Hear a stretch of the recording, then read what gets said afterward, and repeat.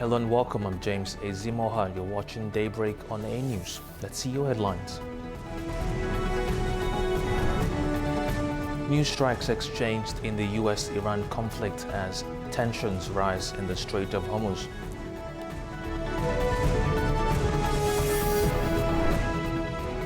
Oil prices are climbing as renewed US-Iran fighting threatens shipping through the Strait of Hormuz.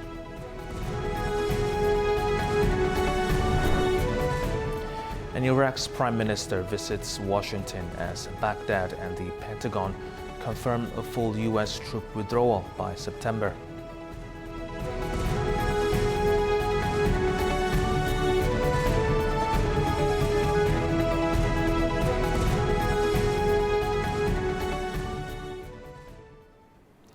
The confrontation between Washington and Tehran has escalated again, with the United States restoring its naval blockade of Iranian ports.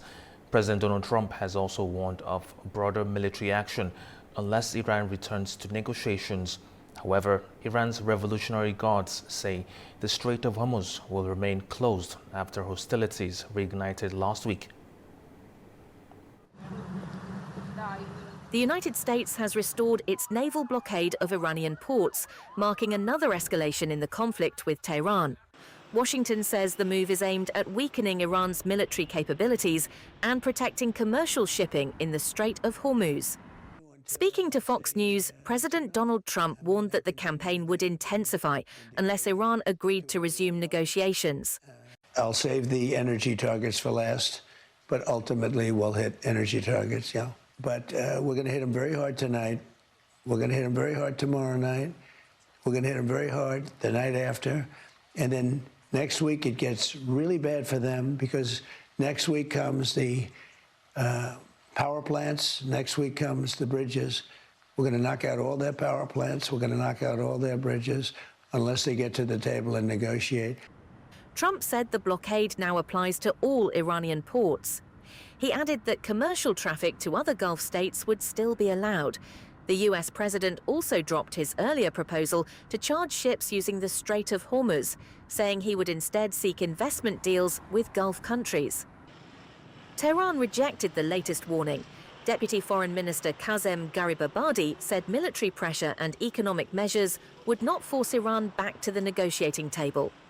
Overnight, Iranian forces confirmed it carried out drone attacks on US positions in Jordan. Iran's Revolutionary Guard said it had targeted facilities in Bahrain and Kuwait, adding that the Strait of Hormuz would remain closed. Meanwhile, the US Central Command said American forces had launched additional strikes on targets in Iran, releasing video showing aircraft taking off and ground targets being hit. The deadlock comes as Washington has asserted repeatedly that Iran must never have a nuclear weapon, something Tehran denies seeking, while Iran wants the end to sanctions and for other nations to recognize its control over the strait. Now, global oil markets are reacting to tensions in the Middle East, raising concerns over energy supplies and sending oil prices higher for a second consecutive day. Here's more. Oil prices extended their gains on Wednesday as renewed fighting between the United States and Iran fueled concerns over disruptions to global crude supplies. Brent crude added $1.46, or 1.7%, to trade at $86.19 a barrel. U.S. West Texas Intermediate rose $1.11, or 1.4%, to $80.40. The move followed a 2% jump on Tuesday, leaving both benchmarks at their highest levels in about a month. The latest rise came after President Donald Trump reinstated a naval blockade on Iranian ports after a wave of U.S. strikes, while Iran said it launched retaliatory strikes on American military sites in the region. Market analysts say investors are continuing to price in the risk of further disruption. They warn Brent crude could climb towards $100 a barrel if the conflict spreads and damages energy infrastructure across the Gulf. However, they say prices could fall if diplomatic efforts help reopen the Strait of Hormuz and ease tensions. Now, joining us is Osama Rizvi, founder of Rizvi Insights, joining us from Lahore, Pakistan. Good to have you, sir. Now, the U.S. has reimposed a naval blockade of the Strait of Hormuz. How does that alter the military dynamics of this crisis? Well, thank you so much for having me today.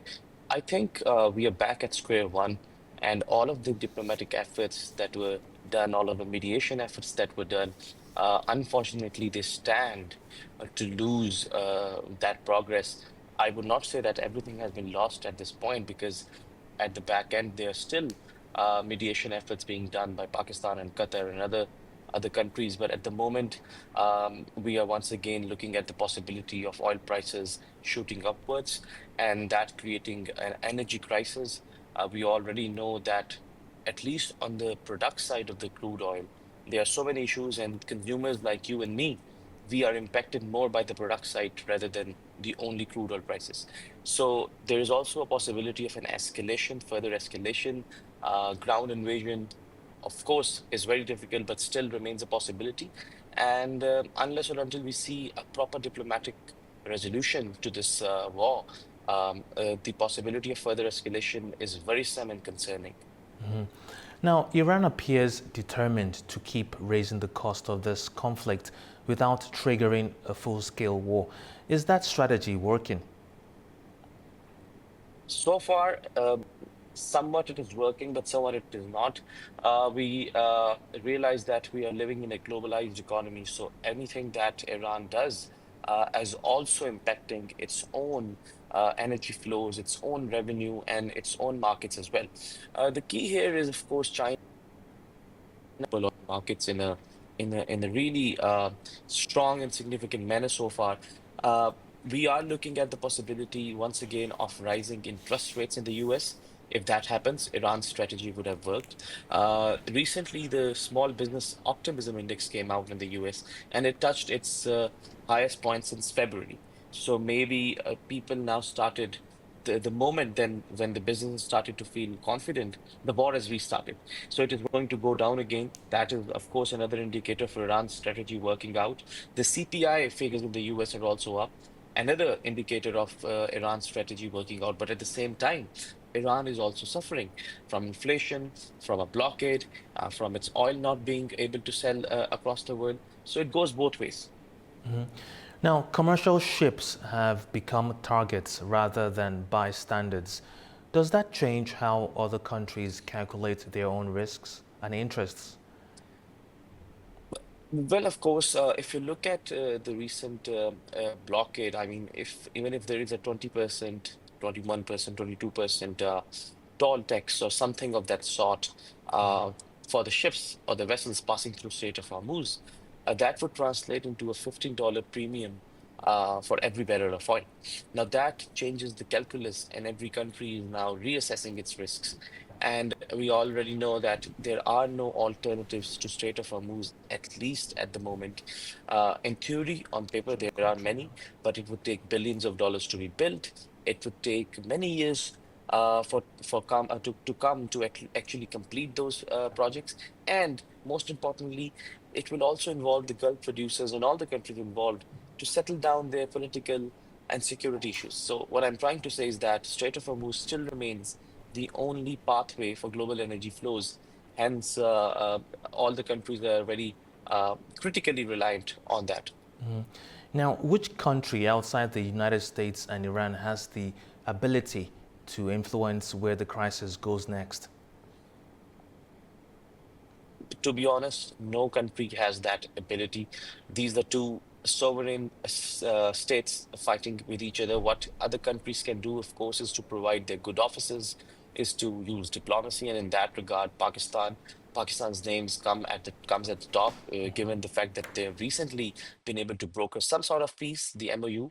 Then Qatar, of course, and the regional countries like UAE and Saudi Arabia.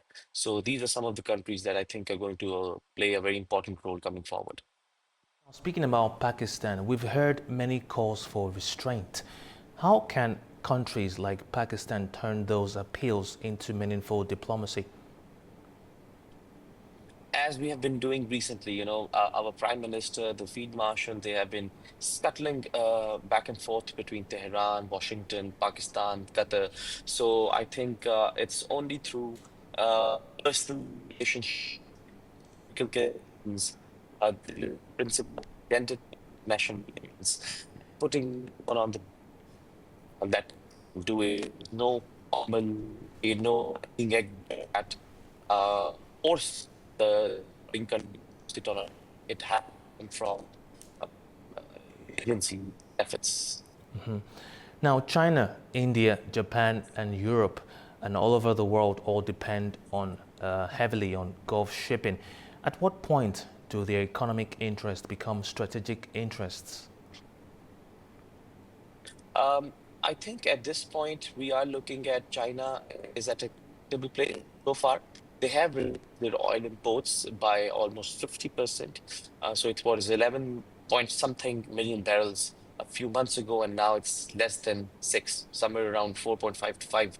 So that has made China one of the largest consumer of oil and also dependent on moves to be comfortable. However, this cannot go on forever. So I'm looking at problems in terms of consumers when we passed September this year. If the war wages on, even after September, that will become a serious concern. Now, looking at the regional players, how concerned should Gulf states be that they could become central players in a conflict they are trying to avoid? Um, Very nice question. And it has already happened, but also highlight uh, mm, countries are also creating it. If you look at capital recently, been sick when it comes to UAE, the so funding activity has increased on a year basis. Of course, as I said, if it can have negative, not for any existential prices as far as their economic development model is concerned. That was Osama Rizvi, founder of Rizvi Insights, joining us from Lahore, Pakistan. Thank you for your time. Thank you. All right, after a short break, we'll return to discuss the rest of the global stories. Stay with us.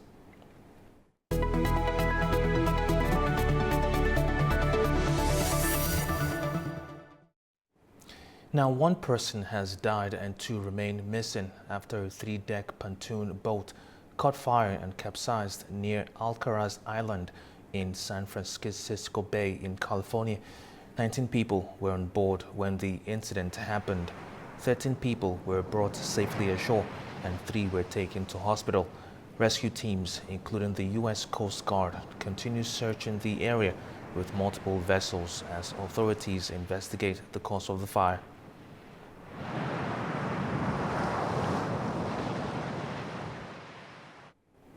Now, new border arrangements for Gibraltar have been formally signed into a treaty by Britain, the European Union, Spain and Gibraltar. The deal includes changes to how people cross the land border and arrive at Gibraltar Airport. Zainab Faizada has more. Britain and the European Union have formally signed a treaty on the status of Gibraltar following an agreement reached last year. The treaty was signed in Brussels by representatives of the UK, the EU, Spain and Gibraltar. Under the agreement, Gibraltar residents will be able to cross into Spain using residence cards without having their passports stamped. Spanish citizens will be able to enter Gibraltar using a government-issued ID card. Passengers arriving at Gibraltar Airport will present their passports to both Gibraltarian and Spanish border officers. The UK says it wants a system similar to that used for Eurostar passengers at London's St Pancras station, where French border officers carry out checks before departure.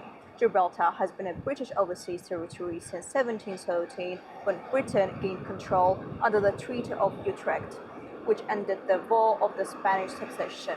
The new treaty establishes border and travel procedures but does not change Gibraltar's constitutional status.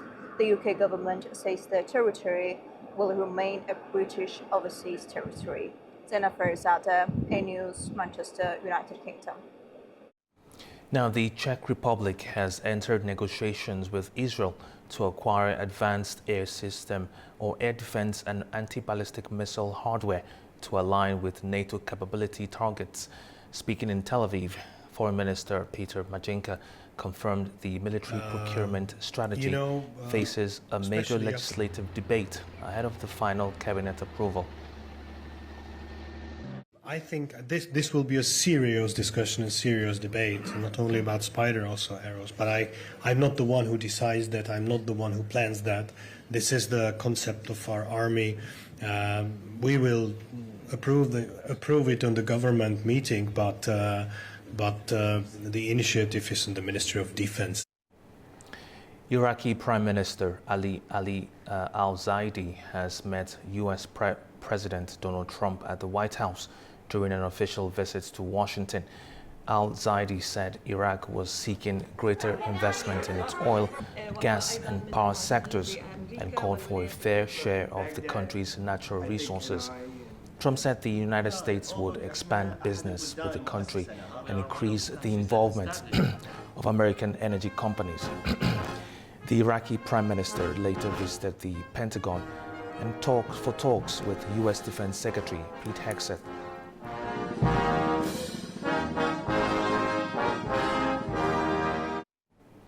A UK court is reviewing a legal challenge to China's planned embassy in London in a case that highlights the sensitive balance between diplomatic engagement and local concerns. Our correspondent has more. Britain's approval of China's planned embassy in London is being challenged in court by a group of local residents who argue officials did not fully assess the project's impact on protests and the surrounding community. The embassy, said to be built at the historic Royal Mint Court near the Tower of London, was approved in January as part of broader efforts to improve UK-China relations. While some British and US politicians voiced concerns over the project, British intelligence agencies said any potential risks could be effectively managed. Residents argue ministers should have given greater consideration to the site's potential security implications. However, lawyers representing the UK government maintain those concerns were fully examined during the approval process.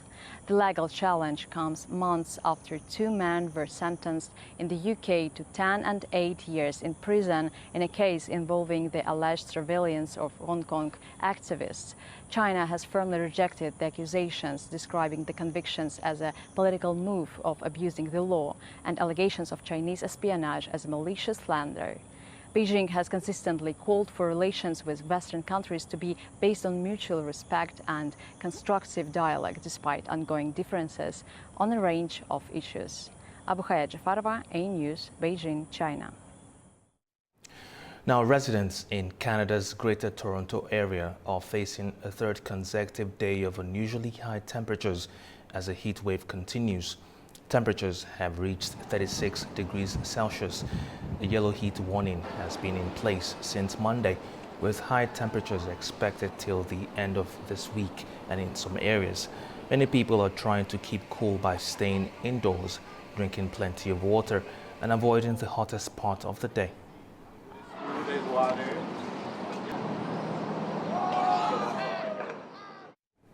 Now, Cuba has been plunged into another nationwide blackout after its electricity grid failed for the third time in just 9 days.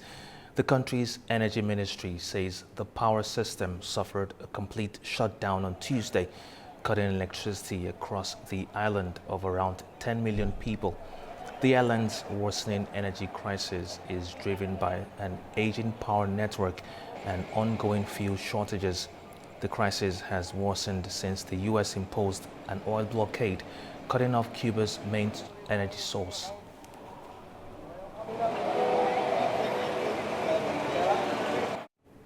All right, we'll take a short break. When we return, we'll focus on the key regional stories.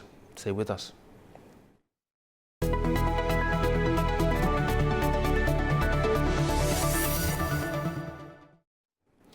Welcome back to Bay News. Now, a UN aid convoy is waiting at Pakistan's Torkham crossing, with its entry into Afghanistan now dependent on approval from Taliban authorities. Miriam Zia reports from Islamabad. Pakistan Customs authorities issued gate passes for 26 World Food Programme containers carrying food and essential supplies to cross the border with Afghanistan on Monday. The green light was given after completing clearance procedures at the Torkham crossing. It's despite security restrictions in place along the frontier between the two countries, which has remained largely closed since October 2025 because of the deteriorating security situation. The convoy is now awaiting permission from Afghan authorities before it can enter the country. Earlier this year, a World Food Programme convoy of around 20 containers was forced to return to Karachi after the Afghan Taliban authorities declined to accept the United Nations shipment. Whether this latest convoy reaches Afghanistan is expected to become clear once authorities on the Afghan side decide whether to allow it across the border. Mariam Zia, A News, Islamabad. A Russian spacecraft has lifted off from Kazakhstan's Baikonur Cosmodrome, carrying a new 3 crew member to the International Space Station.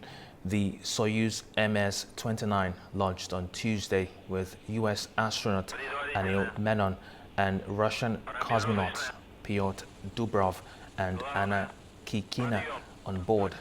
It reached orbit around 10 minutes later before docking with the station just over 3 hours after liftoff. The crew will spend about 8 months aboard the ISS, while the mission also brought the heads of NASA and Roscosmos together at Baikonur.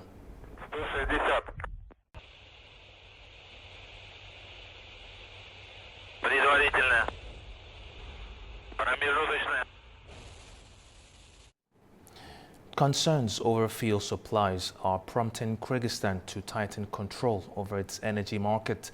The government has announced sweeping new export restrictions as regional fuel flows remain under pressure.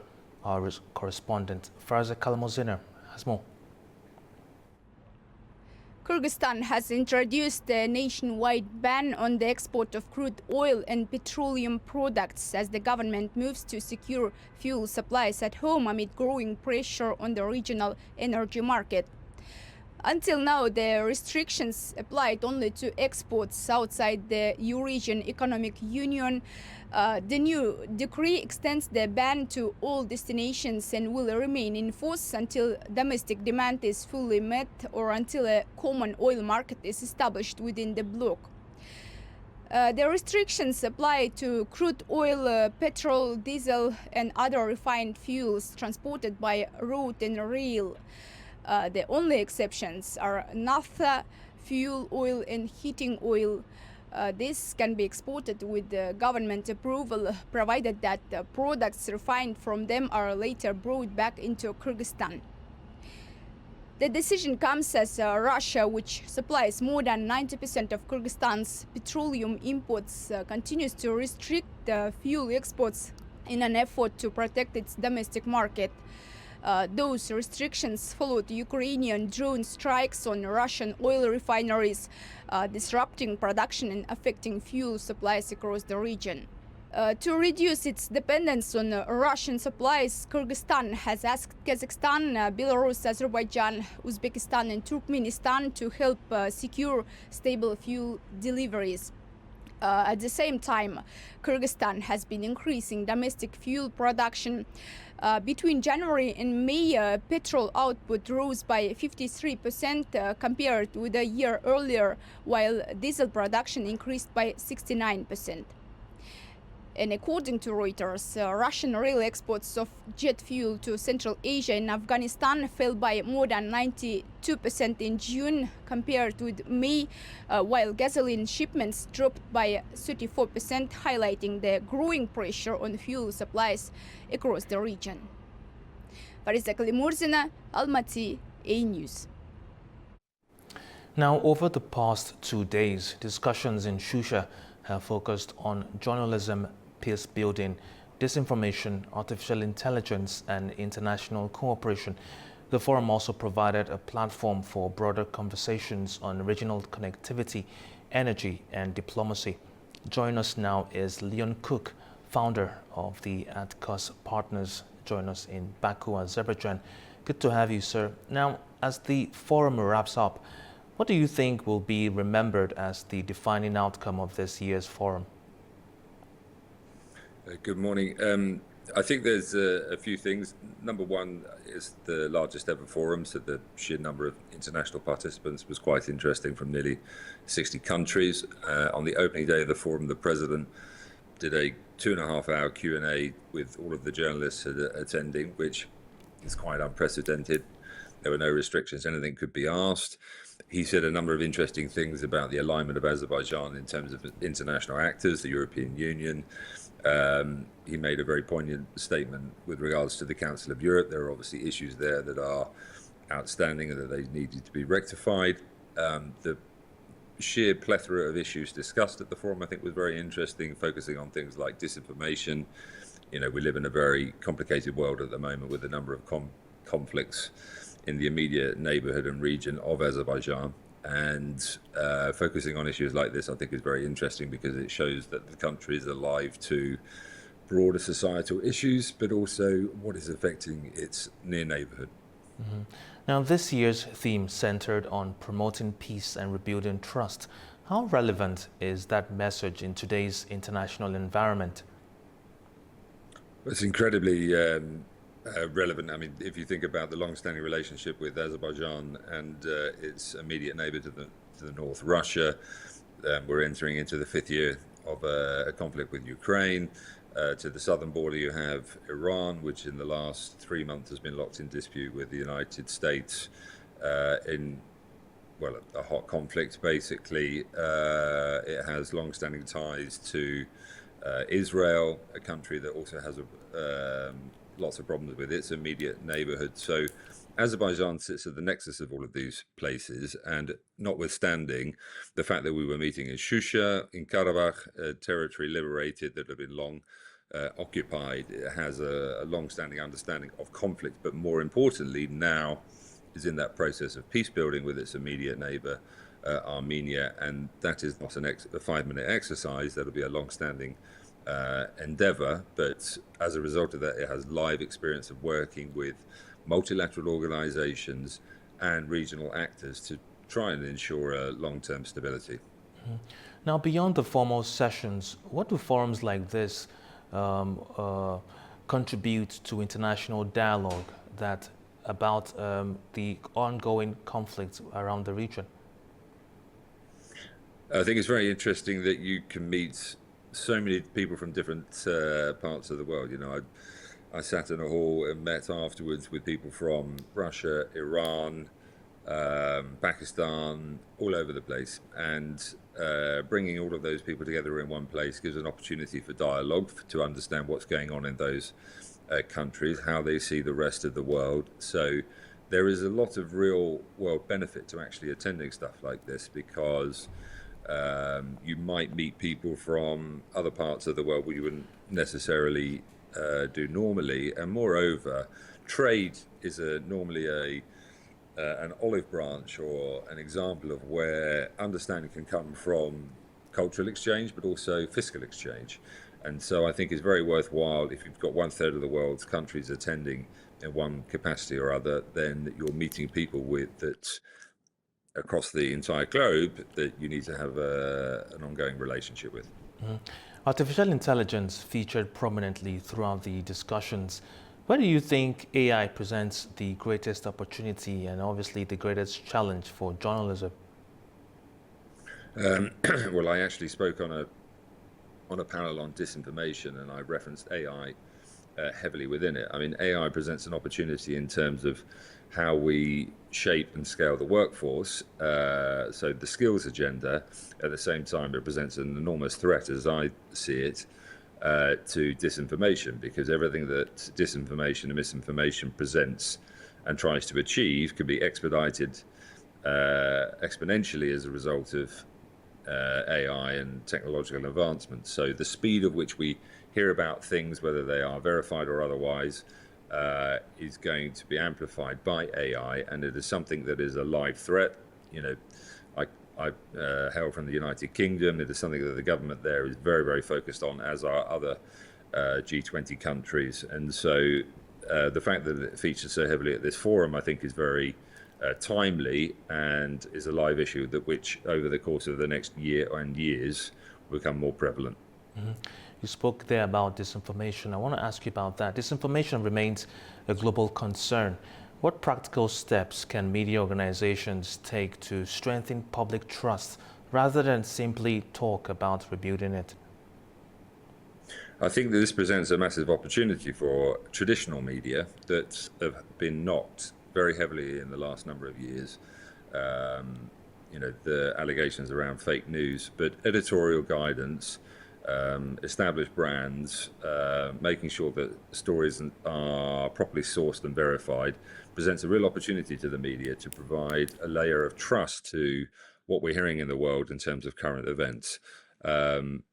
As I talked about before in my answer to your question about AI, the challenge will be to do that at speed, because people go to social media first now for their news, apart from obviously channels like this, and that is a place where deep fakes, bot armies, fake audio is used very, very heavily. So traditional media, if it can get its act together and in order, can play a part in corroborating or undermining those fake stories. Now, as you mentioned earlier, the forum attracted members from over 60 countries. What does that say about its growing international relevance? Well, I can't think of another example of this globally, which is one of the reasons why I wanted to attend this. I think when you bring media together, now, let's be honest, a lot of them were attending for the opportunity to attend a Q&A panel with the president where they can ask a question. But at the same time, it presents an opportunity for them to learn from colleagues across the globe, what's happening in their market, how they're reporting, how they're covering global events. And as I said, it was an incredibly diversified audience from the media world. So I think that is quite unique, and it was something that I would gladly attend again. Mm-hmm.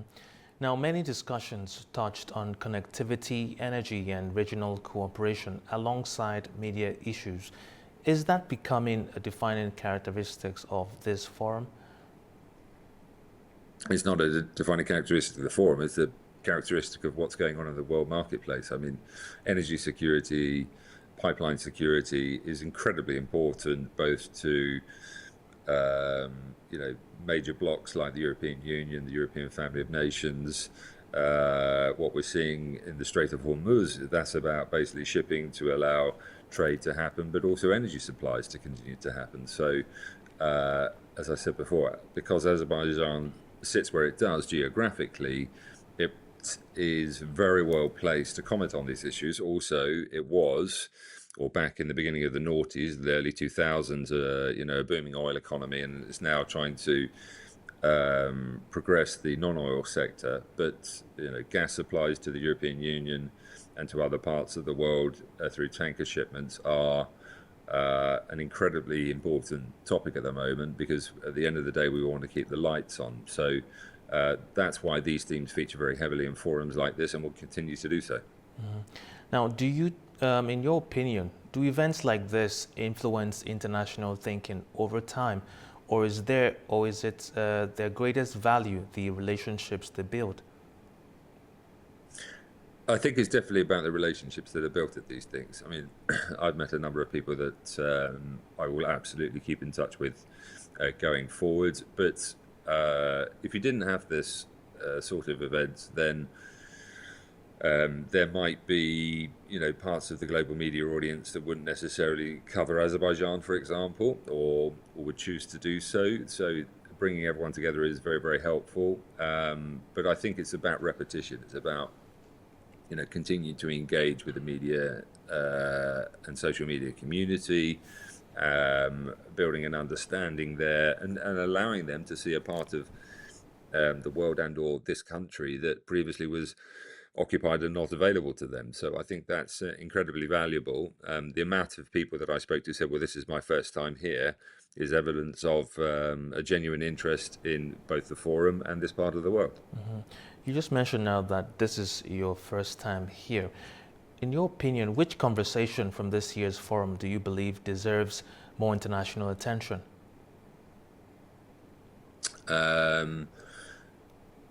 Well, what I think warrants international attention is the comments of the president with regard to ongoing efforts for rapprochement with Armenia. I think that is something that needs continual focus. He also made some remarks with regard to the Council of Europe and Azerbaijan's ongoing membership, and I think that warrants attention because when member states are considering leaving a body, I think all efforts should be made on all sides to ensure that that doesn't happen. I think there's been a long-standing participant in the Council of Europe and hopefully will remain so.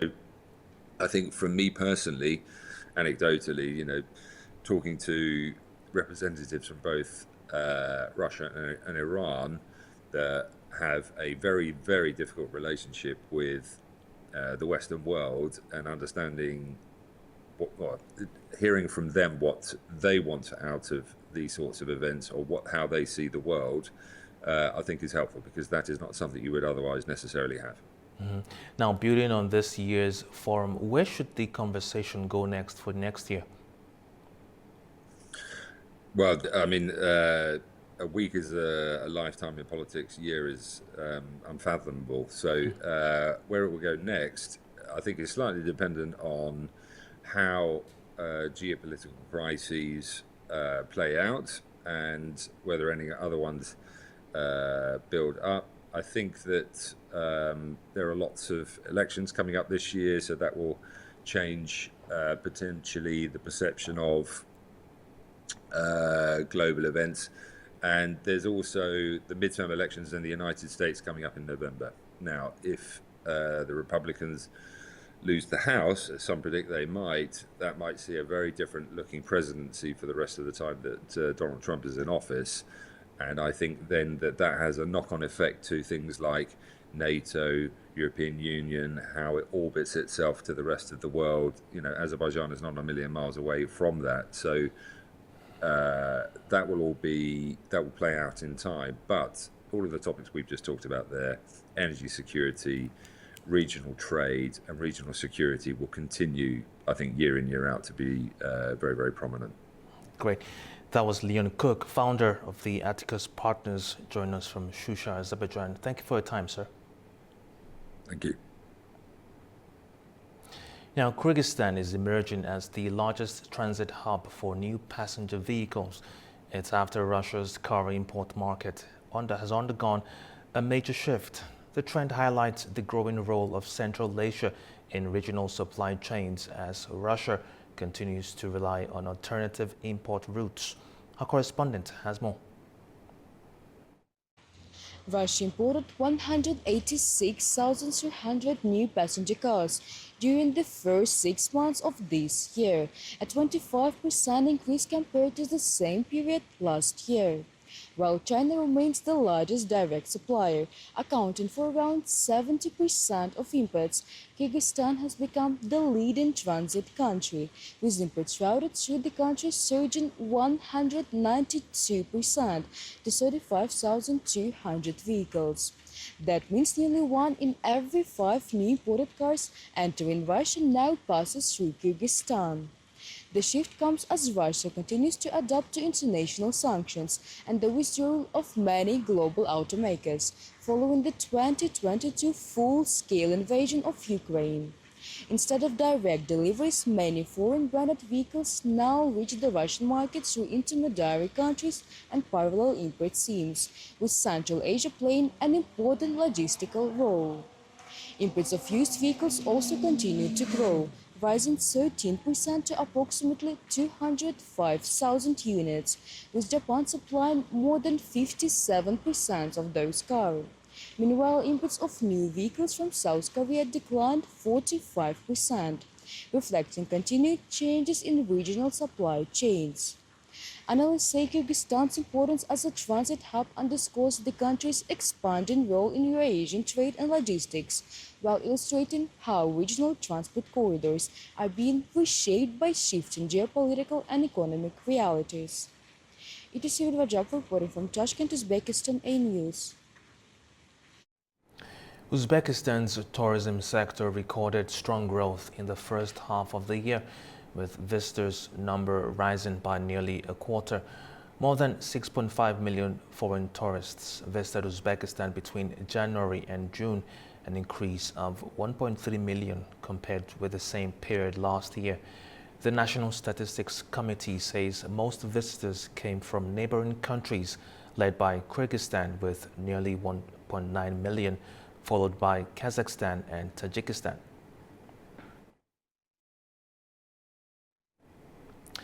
Now, Washington's landmark reflecting pool on the National Mall has been drained for repairs. It's after a $14 million renovation project was completed ahead of the United States' 250th anniversary. However, it had come under scrutiny over reports of algae growth, peeling material, and visible deterioration. President Donald Trump blamed dark of night sabotage, though no evidence has been released to support his claim about a 107-meter gash. A National Park Service official said park police had examined apparent intentional or intentional damage on the 9th of June.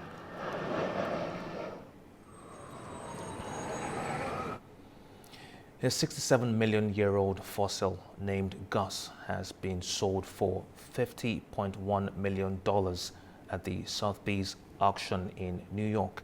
The Tyrannosaurus Rex skeleton is nearly 12 meters long and was discovered 5 years ago in South Dakota on a privately owned ranch.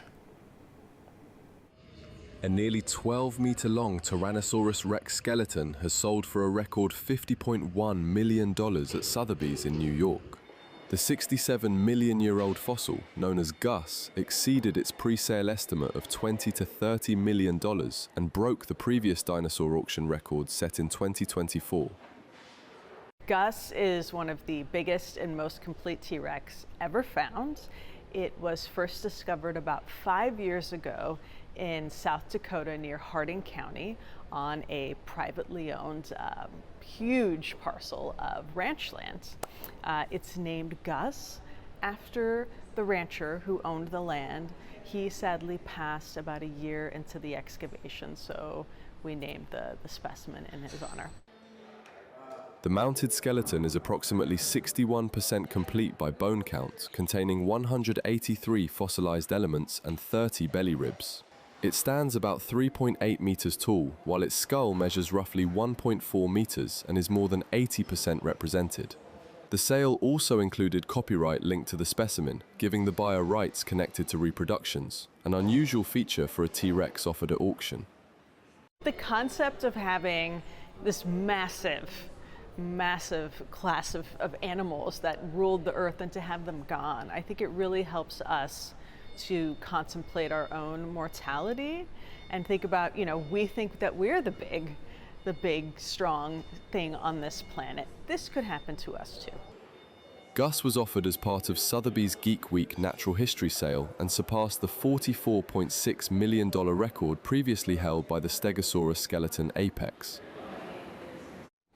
Now to some sports news. Spain have become the first team to book their place in the 2026 FIFA World Cup final after beating France 2-0 in Arlington, Texas. Mikel Oyarzabal opened the scoring from the penalty spot in the 22nd minute before Pedro Porro doubled the lead after the break, ending France's hopes of a third consecutive World Cup final. Spain will now face either England or Argentina, who meet in the second semi-final on Wednesday, with the title to be decided on Sunday.